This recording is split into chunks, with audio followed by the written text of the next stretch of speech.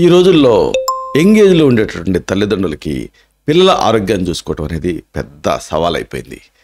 ఇలాంటి అనారోగ్యాల్లో అతి ముఖ్యమైనది అజీర్తి విరేచనాలు. ఒకవేళ ఈ అజీర్తి విరేచనాలు మీ పిల్లల్ని ఇబ్బంది పెడుతూ ఉంటే, చీటికి మాటికి వాళ్ళు సఫర్ అవుతూ ఉంటే ఏం చేయాలి, దీనికి సంబంధించిన సమగ్ర వివరాలని, పూర్తి డీటెయిల్స్ని ఈ పెద్ద వీడియోలో మనం వివరంగా తెలుసుకుందాం. మిత్రులారా నమస్కారం, నేను మీ డాక్టర్ చిరుమామిళ్ళ మురళీ మనోహర్. ఈ వీడియోలో మనం తెలుసుకోబోతుంది చాలా ముఖ్యమైనది, పిల్లల్లో అజీర్తి విరేచనాలు. దీనికి సంబంధించిన సమగ్ర వివరాలు, అలాగే ఆయుర్వేద ట్రీట్మెంటు, గృహ వైద్యం, ఇంకా ఇంటి నివారణలు, ఈ మొత్తం సమాచారాన్ని మనం తెలుసుకోబోతున్నాం.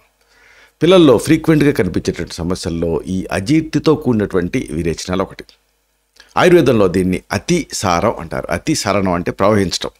సాధారణంగా ఇది మామూలుగా డయేరియా కింద చెప్తూ ఉంటాం. అది కూడా అదే అర్థాన్ని ఇస్తుంది. డయేరియా అంటే ఏంటంటే ఫ్లో అనే అర్థం. అంటే నీళ్ళలాగా ఆ మోషన్ అనేది ఫ్లో అవ్వటం, కడుపులో అసౌకర్యం, అలాగే ఫ్రీక్వెంట్గా నీళ్ళ విరేచనాలు ఈ సమస్య ఉన్నప్పుడు ముఖ్యమైనటువంటి లక్షణాలు. పిల్లల ఆరోగ్యం పైన ఇది తీవ్రమైనటువంటి ప్రభావం చూపించే రిస్క్ ఉంటుంది. తోటకూర కాళ్ళలాగా వారిపోతారు, ప్రాణ ప్రమాదం కూడా జరుగుతుంది. ఈ వ్యాధికి సంబంధించిన సమగ్ర అవలోకనం, లక్షణాలు, కారణాలు, అలాగే నివారణ, ఇంకా ట్రీట్మెంటు, దీనికి సంబంధించిన ఆయుర్వేద విధానాలు, ఇవన్నీ కూడా ఈ వ్యాధి విజ్ఞానంలో మనం తెలుసుకోబోతున్నాం. ఈ విషయాన్ని ఇన్డెప్త్ అంటే విపులంగా మనం చూద్దాం. ముఖ్యంగా దీనికి సంబంధించి అవలోకనం అంటే బర్డ్స్ ఐ వ్యూ సంగ్రహంగా క్లుప్తంగా తెలుసుకోవటం అవసరం. పిల్లల్లో అజీర్తి విరేచనాలు కానీ లేదా ఈ అతిసారం అనేది కానీ ఒక సాధారణమైన ఆరోగ్య సమస్య. కాబట్టి ప్రతి వాళ్ళకి, తల్లిదండ్రులకి దీనికి సంబంధించినటువంటి అవగాహన ఉండాలి. చీటికి మాటికి పెద్ద పెద్ద హాస్పిటల్స్కి పరిగెత్తడం, వాళ్ళని అడ్మిట్ చేయటం, ఇవి కాకుండా దీనికి సంబంధించిన అవగాహన ఉంటే ఇలాంటివి నివారించుకునేటువంటి అవకాశం ఉంటుంది. ఇది ఫ్రీక్వెంట్గా ఎందుకు వస్తుంది అంటే కలుషితమైనటువంటి ఆహారం ద్వారా వస్తుంది, లేదా నీళ్ళ ద్వారా వస్తుంది. కాబట్టి కలుషిత ఆహారం, కలుషితమైన నీళ్లు ముఖ్యమైన కారణాలు. అలాగే కడుపులో ఇన్ఫెక్షన్స్ వల్ల రావచ్చు, లేదా ఆహారపు అలవాట్లలో మార్పుల వల్ల కూడా ఇది వచ్చేటటువంటి అవకాశం ఉంటుంది. ఆయుర్వేదం ప్రకారంగా ఇది ఆహారం సరిగ్గా జీర్ణం కాకపోవటం వల్ల, శరీరంలో ఉండేటువంటి దోషాల అసమతుల్యత వల్ల వస్తూ ఉంటుంది. ముఖ్యంగా పిల్లల్లో రోగనిరోధక శక్తి తక్కువగా ఉండటం వల్ల ఈ సమస్య వచ్చేటువంటి అవకాశం ఉంటుంది. సరైన టైంలో దీన్ని ఐడెంటిఫై చేయాలి, గుర్తుపట్టాలి, ట్రీట్మెంట్ ఇప్పించాలి. అప్పుడు ఈ సమస్యను నివారించేట అవకాశం ఉంటుంది. అయితే ముఖ్యంగా మీరు తెలుసుకోవాల్సింది లక్షణాల గురించి. ఇది ఎలా మేనిఫెస్ట్ అవుతుంది, ఏం జరుగుతుంది అసలు, ఇది మీరు తెలుసుకోవాలి. పిల్లల్లో అజీర్తి విరేచనాల్లో తాలూకు లక్షణాలు తేలికపాటి నుంచి తీవ్రమైనటువంటి స్థాయి వరకు ఉండే అవకాశం ఉంటుంది. సాధారణంగా కనిపించే లక్షణాల్లో తరచుగా నీళ్ళ విరేచనాలు అవ్వటం, కడుపు నొప్పి ఉండటం, కడుపు ఉబ్బరింపు ఉండటం, వికారంగా ఉండటం, వాంతులు అవుతూ ఉండటం, ఆకలి తగ్గిపోవటం, నీరసం, అలాగే బరువు తగ్గటం, ఇలాంటివి ఉంటాయి. కొన్నిసార్లు విరేచనాలలో రక్తం పడవచ్చు, లేదా కఫం అంటే శ్లేష్మం కూడా కనిపించవచ్చు, మ్యూకస్ కనిపిస్తుంది. తీవ్రమైన సందర్భాల్లో శరీరం డీహైడ్రేషన్కి గురయ్యేటువంటి అవకాశం ఉంటుంది. అలాంటప్పుడు నోరు ఎండిపోవటం, కళ్ళు లోతుకు పోవటం, చర్మం సాగే గుణం కోల్పోవటం కూడా జరుగుతుంది. చర్మాన్ని ఇలా లాగారనుకోండి, మళ్ళీ నార్మల్ స్టేజ్కి రాదు, మూత్రం ఏమో తక్కువగా వస్తుంది. ఇలాంటి లక్షణాలు కూడా కనిపిస్తాయి. ఇక మరీ చిన్నపిల్లలు అనుకోండి, శిశువుల్లో ఏడుపులో ఆఖరికి కన్నీళ్లు కూడా ఉండవు డీహైడ్రేషన్ ఉన్నప్పుడు. అలాగే తలపైనేమో ఇట్లా నొక్కి చూస్తే గుంట పట్టడం, ఇలాంటి లక్షణాలు కూడా మీకు కనిపిస్తాయి. అయితే ఇప్పుడు మనం చెప్పుకోవే ట్రీట్మెంట్స్ ట్రై చేయొచ్చు, ఎప్పుడు వైద్య సలహా తీసుకోవాలి, వైద్య సహాయం పొందాల్సినటువంటి పరిస్థితులు ఏమిటి అనేది మీరు తెలుసుకోవాలి. పిల్లల్లో విరేచనాలు స్టార్ట్ అయిన వెంటనే మామూలుగా అప్రమత్తం అవ్వాలి. ఇది చాలా ముఖ్యం. ముఖ్యంగా శిశువులు, అలాగే చిన్నపిల్లల్లో ఈ సమస్య కాంప్లికేట్ అయ్యేటువంటి రిస్క్ ఉంటుంది. కాబట్టి తప్పకుండా కొన్ని పరిస్థితులు ఉన్నప్పుడు వైద్య సహాయం తీసుకోవాలి. విరేచనాలతో పాటు ఎక్కువగా జ్వరం ఉంటే, లేదా తీవ్రమైన కడుపు నొప్పి ఉంటే, లేదా విరేచనాలతో పాటు రక్తం కనిపిస్తుంటే, లేదా కఫం బాగా పోతూ ఉంటే, లేదా డీహైడ్రేషన్ లక్షణాలు చెప్పుకున్నామే అలాంటివి, నోరు ఎండిపోవటం, మూత్రం తక్కువ రావటం లాంటివి ఉంటే, లేదా ఆహారం లేదా నీళ్లు తీసుకోకపోవటం పిల్లలు, అలాగే విరేచనాలు 3 రోజుల కంటే ఎక్కువ కాలం పాటు కొనసాగుతూ ఉండటం, ఇలాంటివి ఉన్నప్పుడు, ఆఖరికి మెయిన్గా శిశువుల్లో మగత లేదా మనం పిలిచినప్పుడు పలకకపోవటం, ఇలాంటివి ఉన్నప్పుడు ఆలస్యం చేయకుండా వైద్య సహాయం పొందడం అనేది చాలా చాలా అవసరం. అయితే ఆయుర్వేదం సంక్షిప్త క్రియాయుగో నిదానశచ వర్జనం అంటుంది. అంటే శిశువులలో అజీర్తి విరేచనాలు ఎందుకు అవుతాయి, ఎందుకు వస్తుంది, ఎలా వస్తుంది, ఇది తల్లిదండ్రులుగా మీరు తెలుసుకోవాలి. పిల్లల్లో అజీర్తి విరేచనాలు రావడానికి అనేక కారణాలు కంట్రిబ్యూట్ చేస్తూ ఉంటాయి. వాటిలో కొన్ని సాధారణమైన ఉంటాయి, అలాగే కొన్ని అరుదైనవి కూడా ఉంటాయి. రెండింటి మీద మీకు అవగాహన ఉండాలి. సాధారణ కారణాల్లో అతి ముఖ్యమైనది ఏంటంటే ఇన్ఫెక్షన్స్, అంటే వైరస్, మెయిన్గా రోటా వైరస్ లాంటివి, అలాగే బ్యాక్టీరియల్ ఇన్ఫెక్షన్స్ అంటే సాల్మొనెల్లా, కోలాన్లో ఉంటుంది ఈకోలై, అలాగే పరాన్నజీవులు అంటే జియార్డియాసిస్ లాంటివి, కలుషితమైనటువంటి ఆహారం లేదా నీళ్ల ద్వారా శరీరంలోకి ఇది ఇన్ఫెక్షన్ ప్రవేశిస్తుంది, విరేచనాలకి కారణం అవుతూ ఉంటుంది. ఆహారపు ఎలర్జీలు అంటే ఫుడ్ ఎలర్జీస్ కూడా ముఖ్యం. అలాగే ఆహారంలో మార్పులు కూడా పిల్లల్లో విరేచనాలకి దారితీసేటువంటి అవకాశం ఉంటుంది. కొన్నిసార్లు మందుల తాలూకు దుష్ప్రభావాల వల్ల కూడా ఈ విరేచనాలు అవుతూ ఉంటాయి, అంటే యాంటీబయాటిక్స్ వాడినప్పుడు ఇలాంటి సందర్భాలలో. ఆయుర్వేదం ప్రకారంగా అజీర్ణం, అలాగే జీవక్రియ, అలాగే జీర్ణశక్తి బలహీనపడటం, ఇంకా ఆహారంలో విరుద్ధ ఆహారాలు తీసుకోవటం అంటే ఇన్కంపాటబుల్ కాంబినేషన్స్, అలాగే సమయానికి ఆహారం తీసుకోకపోవటం, ఇలాంటివి కూడా ఈ విరేచనాలకి కంట్రిబ్యూట్ చేసే అవకాశం ఉంటుంది. ఆయుర్వేదం దీన్ని స్పెసిఫై చేస్తుంది. అలాగే ఒక్కోసారి భయాతిసారం అంటాం, అంటే భయం వల్ల కూడా కొన్నిసార్లు పిల్లల్లో అజీర్తి విరేచనాలు కలిగేటువంటి అవకాశం ఉంటుంది. పిల్లల్ని ఎక్కువగా భయపెట్టడం, దడిపించడం ఇలాంటివి. అలాగే కడుపులో పురుగులు ఉండటం అంటే క్రిమిదోషం అంటాం ఆయుర్వేదంలో, ఇది కూడా పిల్లల్లో ఈ అజీర్తి విరేచనాలకి కారణం అవుతూ ఉంటుంది. అయితే కారణాలాగే ప్రేరేపించే అంశాలు అంటే దేనివల్ల ఇది మొదలవుతుంది, ఏం చేస్తే ఎక్కువ అవుతుంది, ఇది కూడా మీరు తెలుసుకోవాలి. ఇది చాలా ముఖ్యం. నిజానికి పిల్లలు అజీర్తి విరేచనాలు ట్రిగర్ అవడానికి అనేక అంశాలు ఉంటాయి. ఉదాహరణకి చెప్పుకున్నాం కదా, కలుషితమైన ఆహారం, అలాగే నీళ్లు తీసుకోవడం అనేది ప్రధానమైనటువంటి ప్రేరేపక అంశం. అలాగే పరిశుభ్రత పాటించకపోవటం, ముఖ్యంగా ఆహారం తీసుకునేటటువంటి ముందు తర్వాత పిల్లలకి తప్పనిసరిగా చేతులు కడుక్కోవడం నేర్పించాలి. అలా కడుక్కోకుండా ఉంటే అప్పుడు అది ఇన్ఫెక్షన్ వ్యాప్తికి కారణం అవుతూ ఉంటుంది. ఎప్పుడు పడితే అప్పుడు ఆహారం పెట్టడం వల్ల కూడా జీర్ణక్రియ డిస్టర్బ్ అవుతుంది, కన్ఫ్యూజ్ అయిపోతుంది. అప్పుడు తిరిగి అది అజీర్తికి దారితీసి అజీర్తి విరేచనాలు అవుతూ ఉంటాయి. కాబట్టి ఒక టైమింగ్ అనేది పాటించాలి. పొద్దుస్తమానం వాళ్ళకి ఏదో ఒకటి పెడుతూనే ఉండకూడదు, ఒక టైం పాటించాలి. కొన్ని రకాల ఆహారాలు ముఖ్యంగా కారం, నూనె ఇలాంటి ఎక్కువ ఉండేటువంటి ఆహారాలు లేదా బాగా ప్రాసెస్ చేసినటువంటి ఆహారాలు కూడా దీన్ని ట్రిగర్ చేస్తాయి. దీనివల్ల కూడా విరేచనలు ఎక్కువయ్యేటువంటి అవకాశం ఉంటుంది. ఇక ప్రయాణాలు చేసేటప్పుడు ఆహారం విషయంలో కానీ నీటి విషయంలో కానీ జాగ్రత్త పడలేదనుకోండి, అప్పుడు ట్రావెల్ డయేరియా అని ఇలాంటి సందర్భాలలో పిల్లల్లో ఈ అజీర్తి విరేచనాలు అవుతూ ఉంటాయి. అలాగే చల్లటి వాతావరణం కానీ లేదా కొన్ని రకాల మందులు వీటి వల్ల కూడా విరేచనాలు ట్రిగర్ అయ్యేటువంటి రిస్క్ ఉంటుంది. కాబట్టి ఈ అంశాన్ని దృష్టిలో ఉంచుకోవాలి. అయితే ఈ సందర్భంగా మన దేశంలో నిజానికి అపోహలు ఎక్కువ వ్యాప్తిలో ఉంటాయి. ఆయుర్వేదం మొదలుపెట్టంలోనే వేడి చేస్తుందంటారు. రకరకాల అపోహలు, ఒకటి కాదు రెండు కాదు. ఇలాంటి అపోహలు మీద మీకు అవగాహన ఉండాలి. అంటే వాస్తవాలు ఏమిటి, అవాస్తవాలు ఏమిటి, నమ్మకాలు ఏమిటి, వీటి మధ్య డిఫరెన్స్ ఏమిటి అనేది మీరు తెలుసుకోవాలి.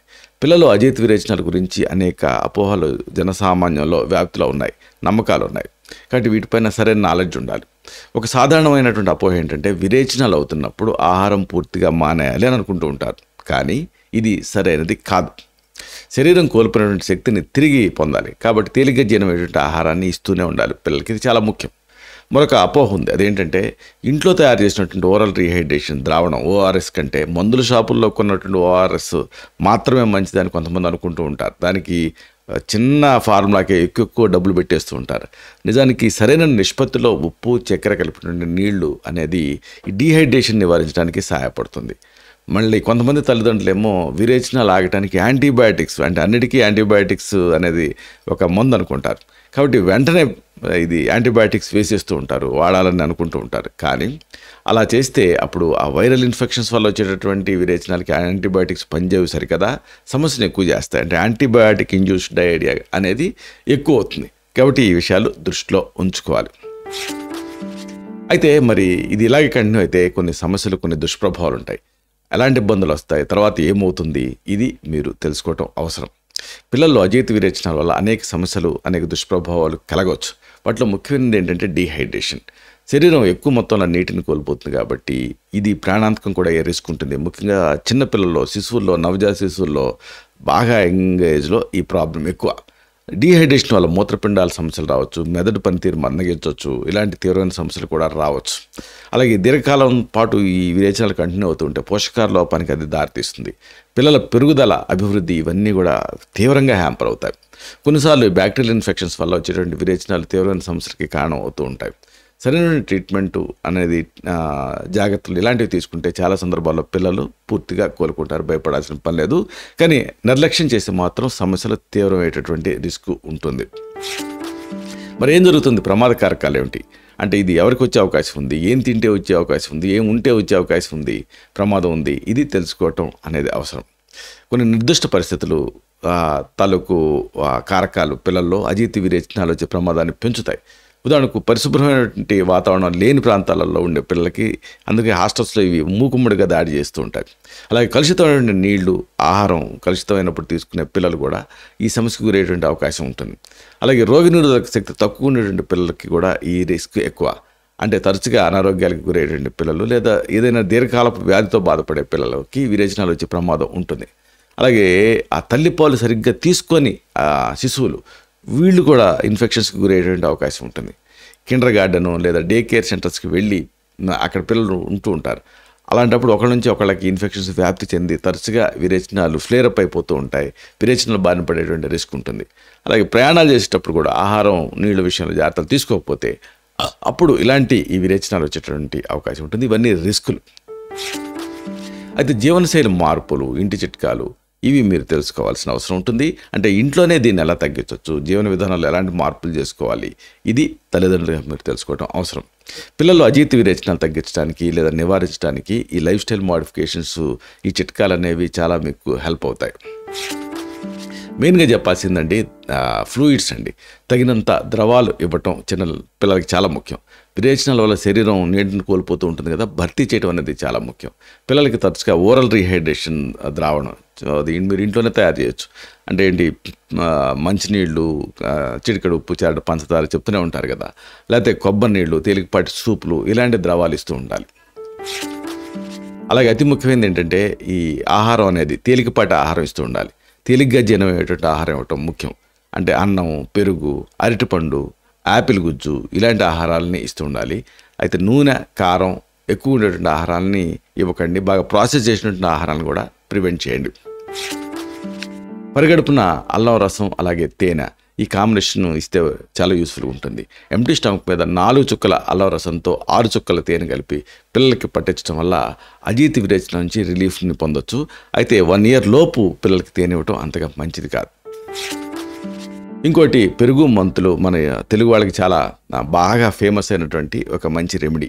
పెరుగులో కొద్దిగా మెంతులు వేయండి. అంటే 1 కప్పు పెరుగుకి 1 టీ స్పూన్ మెంతులు ఏజ్ని బట్టి. ఇలాంటి ఈ పెరుగుని అన్నంతో కలిపి పిల్లలకి ఇవ్వటం వల్ల విరేచనాలు తగ్గుతాయి. పెరుగులో ఉండేటువంటి ఆ మంచి బ్యాక్టీరియా జీర్ణక్రియని మెరుగుపరుస్తుంది. ఇక విరేచనాలు అవుతున్నప్పుడు కొంచెం లంఘనం చేయించడం మంచిది. అంటే ఆహారాన్ని తగ్గించడం మంచిది. విరేచనాలు అవుతున్నప్పుడు పిల్లలకి ఒకేసారి ఎక్కువ మొత్తంలో ఆహారాన్ని ఇవ్వకుండా కొద్దిగా తరచుగా ఇవ్వటం అనేది చాలా ముఖ్యం. ఇది అన్నిటికంటే ముఖ్యమైనది ఏంటంటే వేడి నీళ్ళు తాగటం, అలాగే పరిశుభ్రత పాటించడం, ఇది చాలా ముఖ్యం.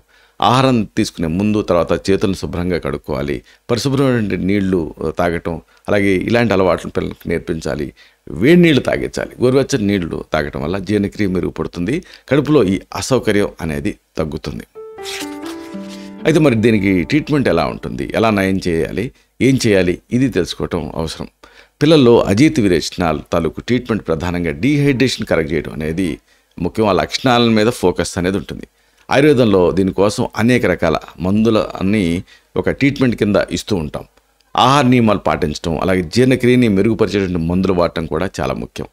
తీవ్రమైనటువంటి సందర్భాల్లో ఒక్కొక్కసారి సెలైన్ ఇలాంటివి కూడా ఎక్కించాల్సినటువంటి అవసరం ఉంటుంది. దాన్ని ఐడెంటిఫై చేయాలి.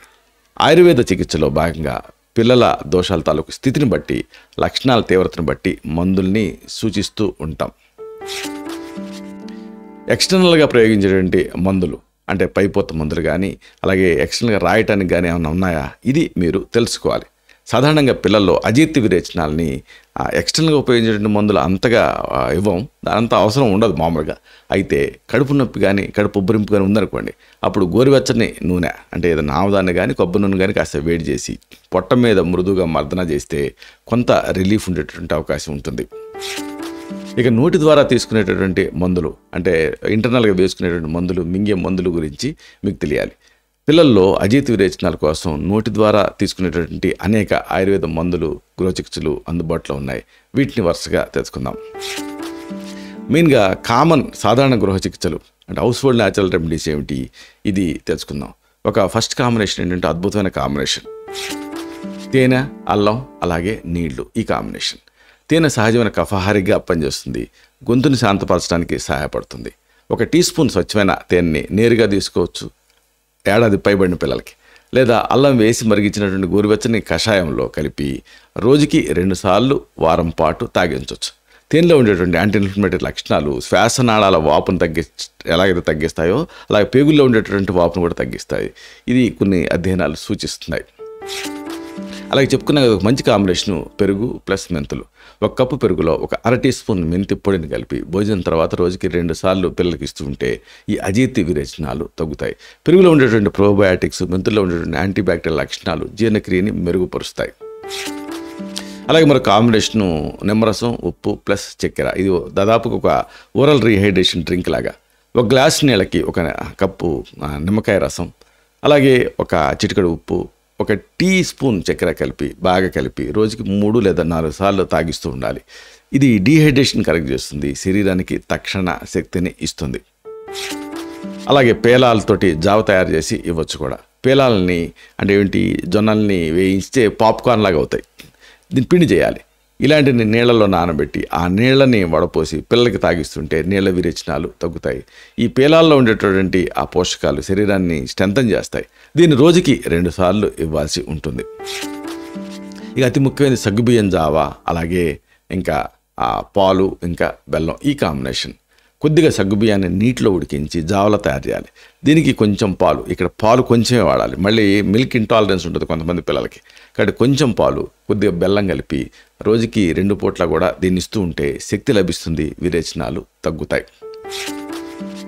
ఇక దీనికి సంబంధించి ఏకమూలిక ప్రయోగాలు ఉన్నాయి. అంటే classical ayurvedic single herbal remedies, వీటి మీద కూడా మీకు అవగాహన ఉండాలి. చాలా ఎక్సలెంట్గా పనిచేస్తాయి. ఇలాంటి వాటిలో అతి ముఖ్యమైనది ఒకటి ఉంది. ఇదే పిప్పళ్ళు. దీన్ని పిప్పలి అని సాంస్క్రిట్లో అంటాం, పైపర్ లాంగం. ఇది యాక్చువల్గా ఒక ఫ్రూట్. ఈ పిప్పళ్ళ పొడిని 125 to 250 మిల్లీగ్రామ్స్ మోతాదుగా తేనెతో కలిపి రోజుకి 2 సార్లు ఇస్తూ ఉంటే ఇది అజీర్తి విరేచన నుంచి రిలీఫ్ని ఇస్తుంది. ఈ పిప్పళ్ళు జీర్ణక్రియని మెరుగుపరుస్తుంది, కడుపులో ఉండేటువంటి క్రిముల్ని నాశనం చేస్తుంది. దీని గురించి అనేక ఆయుర్వేద శాస్త్ర గ్రంథాలలో ప్రముఖంగా చెప్పారు. తర్వాత చెప్పుకోవాల్సింది సొంటి శోధిస్తుందని సామెత. అల్లాన్ని ఎండబెట్టి తయారు చేసేటటువంటి ఈ సొంటి, ఇది కూడా ఒక దుంప, చాలా చక్కగా పనిచేస్తుంది. సొంటి పొడిని 250 మిల్లీగ్రాముల నుంచి 500 మిల్లీగ్రాముల వరకు గోరువెచ్చని నీళ్ళ కలిపి రోజుకి 2 సార్లు పిల్లలకి ఇస్తూ ఉండాలి. దీంతో కడుపు నొప్పి అలాగే విరేచనాలు ఇలాంటివి తగ్గుతాయి. సొంటిలో ఉండే యాంటీ ఇన్ఫ్లమేటరీ, యాంటీమైక్రోబియల్ లక్షణాలు జీర్ణ వ్యవస్థని స్ట్రెంథన్ చేస్తాయి. అలాగే చెప్పుకోవాల్సింది మెంతులు. దీన్ని మేథికా అంటారు. ఇది కూడా చాలా ఎఫెక్టివ్గా పనిచేస్తుంది. దీని గింజలు. మెంతుల పొడిని 250 నుంచి 500 మిల్లీగ్రాముల మోతాదుగా పెరుగుతో కానీ మజ్జిగతో కానీ కలిపి రోజుకి 2 సార్లు ఇస్తూ ఉంటే విరేచనాలు తగ్గుతాయి. మెంతుల్లో ఉండేటువంటి ఫైబరు నీళ్ళని తీసుకొని మలాన్ని గట్టిపరుస్తుంది. అది దీంట్లో బ్యూటీ. ఇంకోటి జీర్ణశక్తిని పెంచేది జీలకర్ర. ఈ జీరకం కూడా బాగా పనిచేస్తుంది. జీలకర్ర పొడిని 250 నుంచి 500 మిల్లీగ్రాముల మోతాదుగా మజ్జిగతో కలిపి భోజనం తర్వాత రోజుకి 2 సార్లు ఇస్తూ ఉంటే జీర్ణక్రియ మెరుగుపడుతుంది, విరేచనాలు తగ్గుతాయి. జీలకర్రలో ఉండేటువంటి ఎంజైమ్స్ ఆహారాన్ని డైజెస్ట్ చేయడానికి సహాయపడతాయి. అలాగే అతి ముఖ్యమైనది వాము, యవాని. ఇది కూడా అంతే. వాము గింజలు హెల్ప్ఫుల్గా ఉంటాయి. వామును కాస్త వేయించండి, పొడి చేయండి. దీన్ని 125 to 250 మిల్లీగ్రామ్స్ మోతాదుగా గోరువెచ్చని నీళ్ళతో కలిపి రోజుకి 2 సార్లు ఇస్తూ ఉండండి. ఒకవేళ మరీ చిన్నపిల్లలు అయితే మూట కట్టి వాళ్ళకు వండే అన్నంలో ఆ ఎసర్లో వేస్తే దాంట్లో నుంచి ఎక్స్ట్రాక్ట్ దిగుతుంది. అలాంటి అన్నాన్ని పెట్టవచ్చు. దీంతో ఆ కడుపు నొప్పి, ఉబ్బరింపు, విరేచనాలు ఇలాంటి వాటి నుంచి రిలీఫ్ వస్తాయి. వాము జీర్ణక్రియని మెరుగుపరుస్తుంది, గ్యాస్ సమస్యల్ని తగ్గిస్తుంది. ఇక అతి ముఖ్యమైనది దీనికి సంబంధించినటువంటి క్లాసికల్ ఆయుర్వేదిక్ మెడిసిన్స్. వీటిని కూడా అవసరమైన సందర్భాల్లో ప్రిస్క్రైబ్ చేస్తూ ఉంటాం. చాలా ఎఫెక్టివ్గా పనిచేస్తాయి. ఇలాంటి వాటిలో ముఖ్యంగా మేము ప్రిస్క్రైబ్ చేసేది కుటజారిష్టం. దీన్ని ఒక 2 ml నుంచి 5 ml వరకు కూడా నీళ్ళతోటి కలిపి భోజనం తర్వాత 2 పూట ప్రిస్క్రైబ్ చేస్తుంటాం. ఇది విరేచనాలు తగ్గించడానికి, జీర్ణక్రియని ఇంప్రూవ్ చేయడానికి సహాయపడుతుంది. దీని గురించి ఆయుర్వేదంలో ప్రముఖంగా చెప్పారు. అలాగే మనకు సేఫ్ డ్రగ్ మేము ప్రిస్క్రైబ్ చేసేది దాడిమాస్టక చూర్ణం.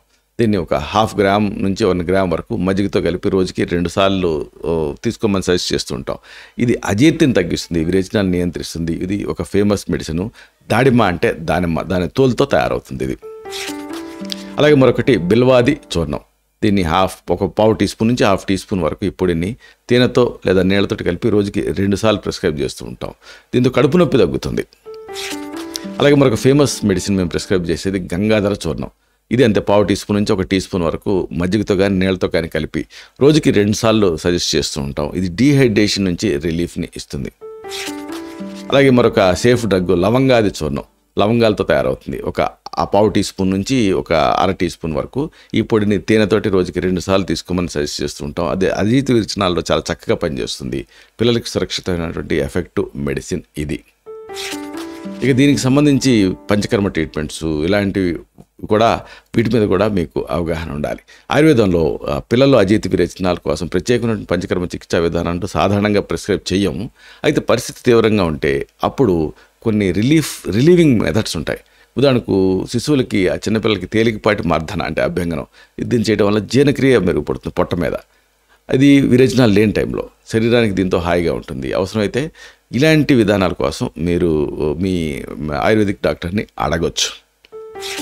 ఇక దీనికి సంబంధించి ఆల్టర్నేటివ్ మెడికల్ సిస్టమ్స్ అంటే ప్రత్యామ్నాయ వైద్యం, ఇది కూడా మీకు యూస్ఫుల్గా ఉంటుంది. ఇవి కూడా కన్సిడర్ చేయొచ్చు. అజీర్తి విరేచన టైంలో పిల్లలకి రిలీఫ్ కోసం కొన్ని స్పెసిఫిక్ మెడికల్ ట్రీట్మెంట్స్ ఉపయోగపడతాయి.